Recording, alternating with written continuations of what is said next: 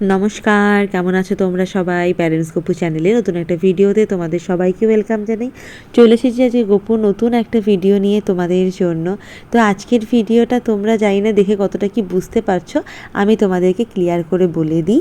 এই ভিডিওটা হচ্ছে ফোনে রেকর্ডিং, মানে ভিডিও কল হচ্ছিলো, সেই সময় আমি রেকর্ডিংটা করেছি।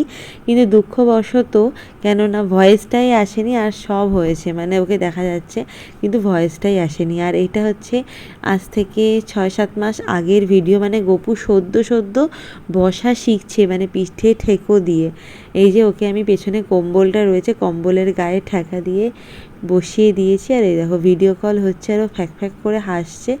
আমাদের ছোট্ট গপু দেখো ঠিক করে বসতেও পারছে না।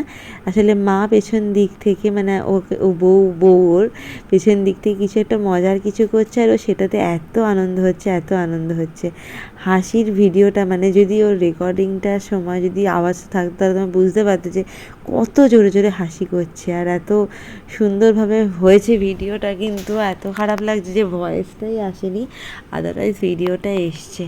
আর এই যে তখন গপুকে কীরকম লাগে ছিল, আর এখন গপু দেখো কীরকম হয়ে গেছে, মানে আস্তে আস্তে ছোটো বাচ্চাটা কেমন যেন চেঞ্জ হয়ে যায়, ধরাই যায় না। এই যে ভিডিওগুলো করে রাখি এর দরুন বুঝে যায় যে কীভাবে চেঞ্জেস হয় বাচ্চাদের ফেসের বা ফিগারের। তো এটাই এসেছে, আমি এটা ফোনটা ঘাঁটতে পেলাম গপুর এই ভিডিওটা, তাই ভাবলাম তোমাদের সাথে শেয়ার করি। তো ভিডিওটা আজকে এখানে এইটুকুনি দেখাবে, পরবর্তী নতুন একটা ভিডিও দেখার জন্য টাটা বাই বাই, আবার যেন দেখা বাই।